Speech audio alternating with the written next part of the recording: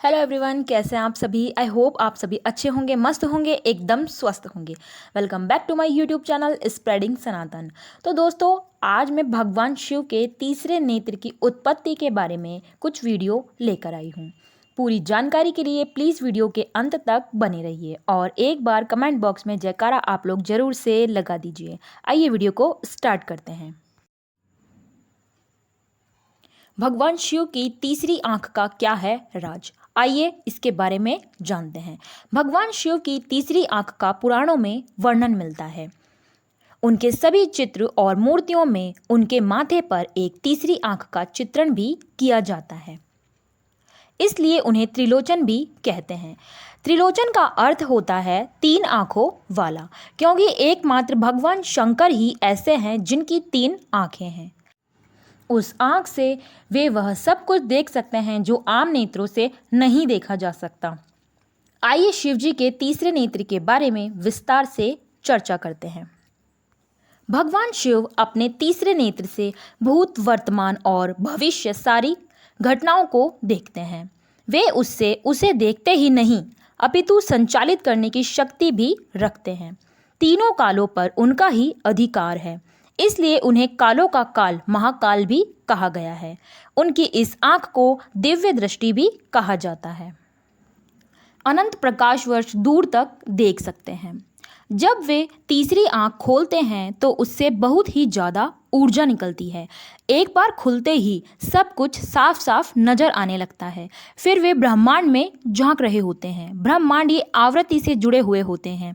तब वे कहीं भी कितने भी दूर देख सकते हैं और किसी से भी प्रत्यक्ष संपर्क स्थापित कर सकते हैं। आज्ञा चक्र रहता है तब जागृत। शिव का तीसरा चक्षु आज्ञा चक्र पर स्थित है। आज्ञा चक्र ही विवेक बुद्धि का स्रोत है। तृतीय नेत्र खुल जाने पर सामान्य बीज रूपी मनुष्य की संभावनाएं वट वृक्ष का आकार ले लेती है। आप इस आकार से ब्रह्मांड को अलग अलग आयामों में देख और सफर कर सकते हैं। विनाशकारी नेत्र।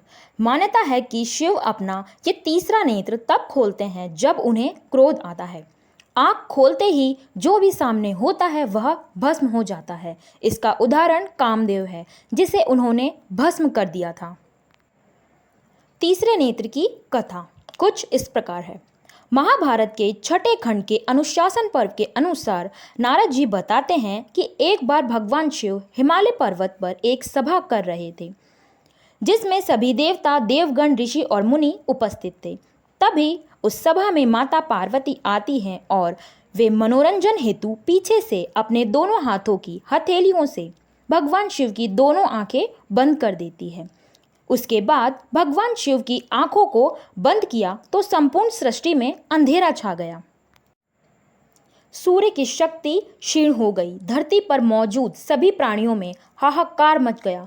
संसार की ये हालत देख शिव जी व्याकुल हो उठे और उसी समय उन्होंने अपने माथे पर एक ज्योतिपुंज प्रकट किया, जो भगवान शिव की तीसरी आंख थी। बाद में माता पार्वती के पूछने पर भगवान शिव ने उन्हें बताया कि अगर वो ऐसा नहीं करते तो संसार का विनाश हो जाता, क्योंकि उनकी आंखें ही जगत की पालनहार हैं। Pineal gland. मस्तिष्क के दो भागों के बीचों बीच एक पीनियल ग्लैंड होती है। तीसरी आंख इसी को दर्शाती है। इसका काम है एक हार्मोन को छोड़ना, जिसे मेलाटोनिन हार्मोन कहते हैं, जो सोने और जागने की घटना के चक्र का संचालन करती है। इस तीसरे नेत्र के द्वारा दिशा ज्ञान भी होता है। निर्वाण। यही वो पीनियल ग्लैंड है जो ब्रह्मांड में झांकने का माध्यम है। इसके जागृत हो जाने पर ही कहते हैं कि व्यक्ति के ज्ञान चक्षु खुल गए, उसे निर्वाण यानी कि मोक्ष प्राप्त हो गया है, या अब वह प्रकृति के बंधन से मुक्त होकर सब कुछ करने के लिए स्वतंत्र है। इसके जागृत होने को ही कहते हैं कि अब व्यक्ति के पास दिव्य नेत्र सभी के पास होता है। यह तीसरा नेत्र, यह पीनियल ग्लैंड लगभग आँख की तरह ही होता है। पीनियल ग्लैंड जीवधारियों में पूर्व में आँख के ही आकार का था।